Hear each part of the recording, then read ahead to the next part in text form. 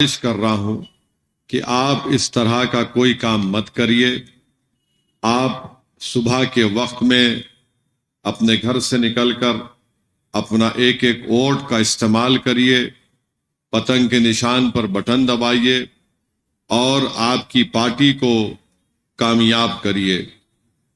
और वोट डालने के बाद भी मेरी आपसे गुजारिश है कि आप अपने दोस्त अहबाब को तरगीब दीजिए, रिश्तेदारों को फोन करके बताइए और पूरी कोशिश ये करिए कि जिस किसी का नाम वोटर लिस्ट में है हम 100% हमारी पोलिंग करवाएं। आप देख रहे हैं कि हमारा पोलिंग परसेंटेज 44%, 45% तक जा रहा है। आखिर इसकी वजह क्या है? अगर आप ये समझते हैं कि मैं बेहतर काम नहीं किया तो आप मेरे खिलाफ वोट दीजिए, मगर जरूर निकल कर वोट का तो इस्तेमाल करिए।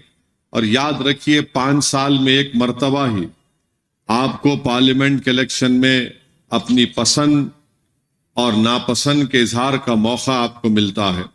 और अगर आप सिर्फ ये समझेंगे कि नहीं नहीं, अरे भाई कौन हराता मजलिस को, यहाँ पे हमारी कामयाबी यकीनी है, मेरी आपसे गुजारिश है कि आपका ये एतमाद यकीनन काबिल मुबारकबाद है। इंशाअल्लाह ताला इस बार भी मजलिस इत्तेहादुल मुस्लिमीन की कामयाबी यकीनी तौर पर अल्लाह करेगा, मगर इसके लिए बहुत जरूरी है कि हम जुर्रत के मजाहरे करें, हम हिम्मत के मजाहरे करें, हम अपने जज्बात को सामने रखें, हम उन तमाम चीजों को गौर करके अपने वोट का इस्तेमाल करें कि कैसे हमारे वतन अजीज में माइनॉरिटीज को, अक़लियतों को बीजेपी टारगेट कर रही है। और इस बात को याद रखिए कि अगर दोबारा बीजेपी को इख्तिदार मिलेगा तो बीजेपी का एक मुकम्मल इरादा है, प्लान है, प्रोग्राम है कि कॉन्स्टिट्यूशन को, आइन को तब्दील कर दिया जाए। आरएसएस और बीजेपी इस बात को पसंद नहीं करती कि हमारे आइन में, कॉन्स्टिट्यूशन में आर्टिकल 29 और 30 क्यों है। वो बार बार इस पर एतराजात जताते हैं और कहते हैं कि किस बुनियाद पर मुस्लिम अक़लियत को और क्रिश्चियन अक़लियत को इस बात की इजाजत मिल जाए कि वो अपने तालीम के दायरे खोल सकें। और याद रखिए, आर्टिकल 29 आपको इस बात की इजाजत देता है कि आप अपनी तहजीब की भी हिफाजत करें। अगर आर्टिकल 29 खत्म हो जाएगा तो हम अपनी तहजीब को भी नहीं बचा पाएंगे। बीजेपी बार बार इस मुल्क में यही कोशिश कर रही है कि इस मुल्क की तहजीब एक है, जो नहीं है। इस मुल्क की हजारों तहजीबें हैं। बीजेपी की कोशिश यह है कि इस मुल्क में खाली एक ही जबान बोली जाए। ये कभी नहीं होना चाहिए। इस मुल्क में कई जबानें बोली जाती हैं। बीजेपी का मकसद एक ही है कि इस मुल्क में एक ही आइडियोलॉजी को फॉलो किया जाए। ये कभी नहीं हो सकता, ना होना चाहिए। तो इन चीजों को सामने रखकर आप अपने वोट का इस्तेमाल करिए। और आप देख रहे हैं कि बीजेपी के कई उम्मीदवार जो मुकाबला कर रहे हैं वो अपनी जबान से कह चुके हैं कि इस मुल्क के आइन को, कॉन्स्टिट्यूशन को बदलना चाहिए, नया कॉन्स्टिट्यूशन लिखना चाहिए। एक आचार्य हैं, उनका वीडियो भी देखा मैं। वो कह रहे हैं कि आइंदा धर्म संसद जो होगा उसमें हम एक रेजोल्यूशन पास कर देंगे और तमाम तहफुजात को, रिजर्वेशन को खत्म कर देंगे। आप बताइए इस मुल्क का क्या होगा? इस मुल्क की खूबसूरती उसका आइन है। अगर आइन को ही खत्म कर दिया जाएगा, कॉन्स्टिट्यूशन को खत्म कर दिया जाएगा, तो सबसे बड़ा नुकसान दलितों का होगा, उसके बाद बैकवर्ड क्लास का होगा। सिर्फ मुस्लिम अक़लियत का, क्रिश्चियनों का नुकसान होने वाला नहीं है, बल्कि एक ऐसा आइन बनाया जाएगा जिसमें इन तमाम लोगों के हुकूक छीन लिए जाएंगे, रिजर्वेशन किसी को नहीं मिलेगा। और नरेंद्र मोदी तो कोशिश कर चुके हैं, इकोनॉमिक ग्राउंड पर रिजर्वेशन दे रहे हैं। तो मेरी आप तमाम से गुजारिश है कि इस पर गौर करिए। दूसरी बात जो मैं आपसे अर्ज करना चाह रहा हूं कि हमारे तालीमी निसाब में किताबें आप देख रहे हैं किस तरीके से उसको तब्दील कर दिया गया। कभी आपको वक्त मिले, जो पढ़े लिखे हजरात हैं, जिनको पढ़ने का शौक है, मैं उनसे कहूंगा कि नेशनल एजुकेशन पॉलिसी पढ़िए आप। किस तरीके से उसको बनाया गया कि मदरसों को टारगेट करना चाहिए, उस पर सोचिए आप क्या होगा फिर। मदरसे तो हमारी शनाख्त है, वही तो हमको सिखाते हैं कि कैसे दीन पर हम अमल करें। नेशनल एजुकेशन पॉलिसी उसी को अटैक करती है। तो इसलिए हम आपसे कह रहे हैं कि वोट का इस्तेमाल इन तमाम चीजों को सामने रखकर करना चाहिए। अब तो तालीमी निसाब में मौलाना अबुल कलाम आजाद को खत्म ही कर दिया गया। वो शख्स जिसने इस मुल्क की आजादी के लिए कई मर्तबा जेल को गए, इस मुल्क के लिए तकालीफ और मसाइब उठाए, इस मुल्क के पहले एजुकेशन मिनिस्टर थे, तालीमी निसाब में उनका जिक्र खत्म करके रख दिया गया। मेरी आपसे गुजारिश है, इस पर गौर करिए। आज मैं ये देखा कि एक एनसीईआरटी की 6th क्लास की किताब में बच्चों को सिखाया जा रहा है कि इस दुनिया में सबसे ईवल यानी सबसे खराब शख्स 4 लोगों की फोटो डाली गई, जिसमें ईरान के आयतुल्लाह खुमैनी की फोटो डाल दी गई और उसमें लिखा गया कि इस शख्स ने उन लोगों को कत्ल कर दिया जो अल्लाह को नहीं मानते थे। आप बताइए क्या सिखाया जा रहा है इन किताबों में। अगर मौजूदा दुनिया में सबसे ईवल पर्सन कोई है, उसका नाम बेंजामिन नेतन्याहू है, जिसने 3000 फलस्तीनियों का कत्लेआम किया, जिसमें 16,000 मासूम बच्चे मारे गए, 10,000 खवातीन मारी गई, 12 लाख लोग बेघर हो गए, वहां पर 50,000 खवातीन प्रेग्नेंट हैं, एक अस्पताल बाकी नहीं है, भूख से मर रहे हैं फलस्तीनी, और निसाब में लिखा जा रहा है खुमैनी का नाम। अब यकीनन ये शिया लोगों के लिए तकलीफ दे बात है, मगर उन शिया लोगों से मैं अपील कर रहा हूं कि 13 तारीख को आप क्या करेंगे फिर। बल्कि मैं लद्दाख के उन शियाओं से कह रहा हूं कि देखो ये क्या हो रहा है। लखनऊ के जो जिम्मेदार हैं अहले तशी हजरात से, उनसे कह रहा हूं बताओ आप क्या करेंगे। और इसमें कई लोग जो आरएसएस ने एक तंजीम बनाई मुस्लिम राष्ट्रीय मंच, उसमें झक मरा रहे हैं। बताओ तुम लोग क्या करोगे। अब मजलिस की मुखालिफत में तो तुम नाच रहे हो, मगर जब ये किताब में आ गया अब तुम क्या करोगे। तुम वक्त के यजीद का साथ दोगे या फिर तुम सच्चाई का साथ दोगे। तो मेरे अजीज दोस्तों और बुजुर्गों, इस तरीके से जहर इस मुल्क में घोल दिया जा रहा है। और जहर इजाफा कैसे कर दिया गया। 10 साल में बीजेपी ने जिस रियासत में बीजेपी की सरकार है, वहां पर कोई मजहब तब्दील नहीं कर सकता जब तक के कलेक्टर को आप लिख के नहीं देंगे कि क्यों आप रिलीजियस कन्वर्जन करना चाह रहे हैं। अगर आप इंटर रिलीजियस मैरिज करना चाह रहे तो कलेक्टर से परमिशन लेना पड़ेगा। अरे भाई, जब कोई बालिग हो जाता है, वो बालिग होने के बाद शराब पी सकता है, मगर वो अपना मजहब तब्दील करने के लिए परमिशन लेना पड़ेगा। यानी मोदी जी बोल रहे कि तुम्हारे को कुत्ते का पेशाब पीना तो पी लो, मगर मजहब तब्दील करना है तो मेरे पास आओ। आप बताइए ये देश कहां पे जा रहा है फिर। बल्कि गुजरात में तो एक कानून है, और वो कानून ये कहता है कि अगर किसी को अपना घर बेचना है, अगर वो कोई मुसलमान किसी हिंदू को घर बेच रहा है तो आप नहीं बेच सकते तावक्त गवर्नमेंट परमिशन ना दे। और वैसा हिंदू अगर किसी मुसलमान को बेचना चाह रहा, नहीं बेच सकते आप। डिस्टर्ब्ड एरियाज एक्ट का कानून है, CAA का कानून बना दिया आप। और CAA का कानून क्या है, उसको मैं बार बार कह रहा हूं, NPR NRC से जोड़ के देखना है। और NPR NRC जब होगा, यहां पर NPR होगा, तो एक नामों की लिस्ट किसी बल्दिया के ऑफिस पर लगाई जाएगी, उसमें नाम होगा मिनहाज का, सैयद मिनहाज का नाम आ गया। कोई भी जाकर ऑब्जेक्शन कर सकता है कि नहीं, मिनहाज का नाम कैसे आया NRC में। तो गवर्नमेंट का ऑफिसर बुला के बोलेगा, सैयद मिनहाज साहब, अब आप पे जिम्मेदारी है कि आप बताएं कि आप इस भारत के शहरी हैं। क्या करना पड़ेगा सैयद मिनहाज साहब को? उनके दादा का बर्थ सर्टिफिकेट लाना पड़ेगा। और बर्थ सर्टिफिकेट का कानून इंडिया में कब बना? 1950s, लेट 50s या 1960 में बना। पासपोर्ट इस मुल्क में 7 या 8% लोगों के पास पासपोर्ट है। NPR NRC हमारे सरों पर मंडला रहा है। ये बीजेपी करना चाहती है और बार बार बोले नहीं करेंगे। अरे अमित शाह मेरा नाम लेकर लोकसभा में बोले कि हम एनपीआर एनआरसी करेंगे। रिजर्वेशन की बात आती है, वजीर आजम बोल रहे कि रिजर्वेशन खत्म कर दूंगा मैं, अमित शाह बोल रहे रिजर्वेशन खत्म कर दूंगा मैं, बोल रहे मजहब के नाम पर रिजर्वेशन नहीं मिलना चाहिए। श्रीवास साहब पैस्टर बैठे हुए हैं। इस मुल्क में दलित मुसलमान, दलित क्रिश्चियन का एक मसला है। 1950 का प्रेसिडेंशियल ऑर्डर क्या है, बोलो नरेंद्र मोदी? क्या वो रिलीजन की बुनियाद पर नहीं है रिलीजन की बुनियाद पर, रिलीजन की बुनियाद पे नहीं होना चाहिए। अरे अगर तेलंगाना में रिजर्वेशन मुसलमानों को मिल रहा है तो रिलीजन के नाम पर नहीं मिल रहा है, बल्कि मुसलमानों में जो कास्ट है, कृष्णन की रिपोर्ट है, उसकी बुनियाद पर मिल रहा है। बाद मुसलमानों को नहीं मिलता क्योंकि उस कास्ट में नहीं आते।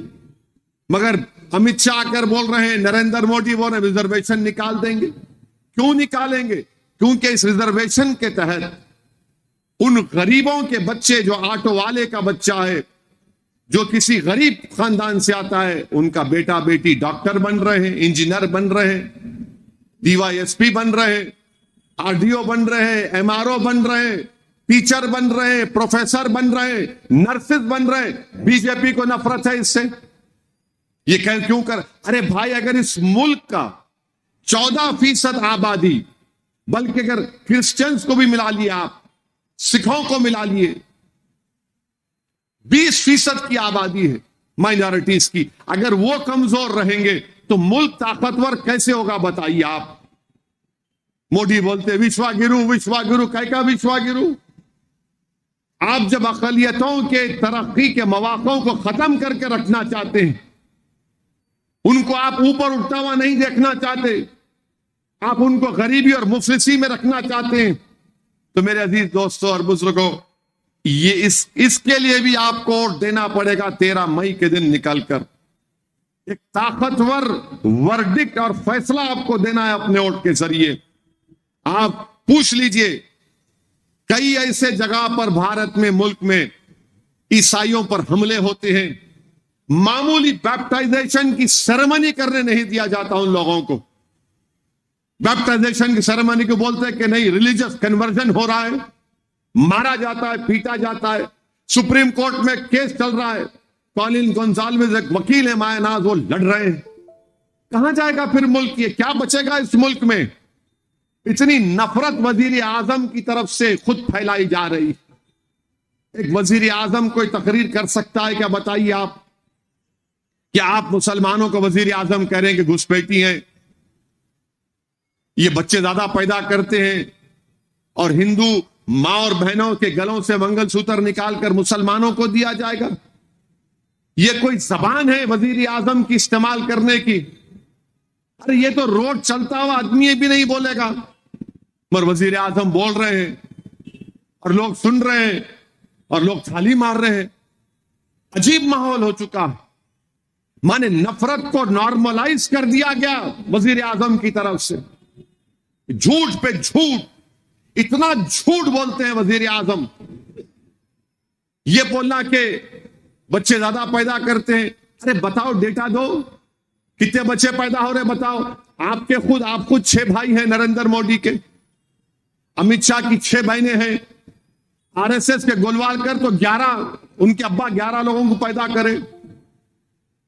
मगर इल्जाम हम पे लग रहा है, मुसलमानों पे वजीर आजम बोल रहे ज्यादा बच्चे पैदा करते।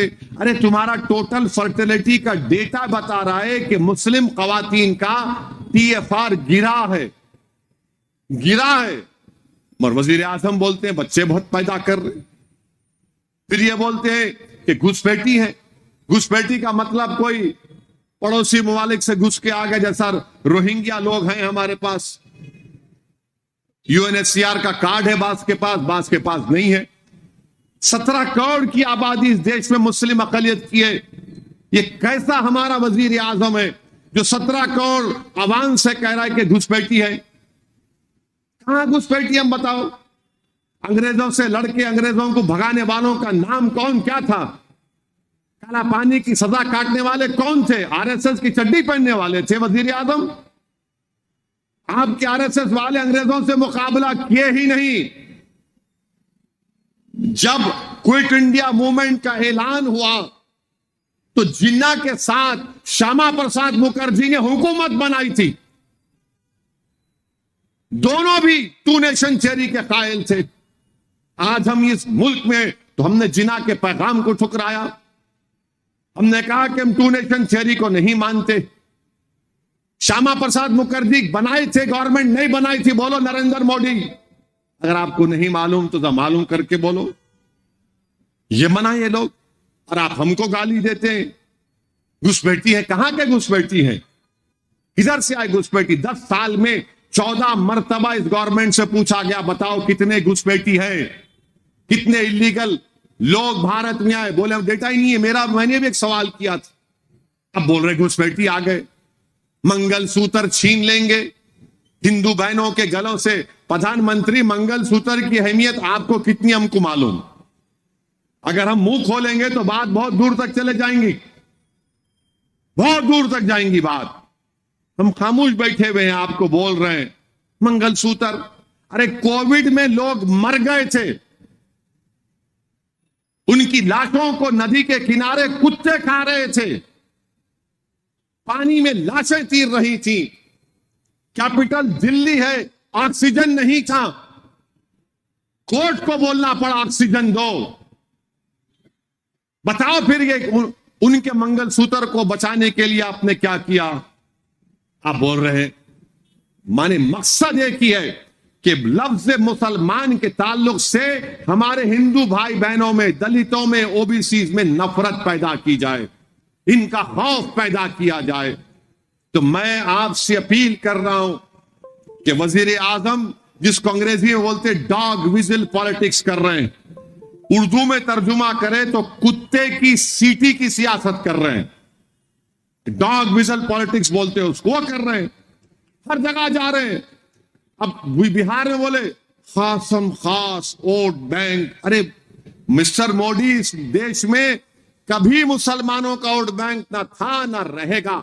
हां मिस्टर मोदी, एक बैंक है जिससे आपने अपने चाहने वालों को 6,000 करोड़ का लोन दिया।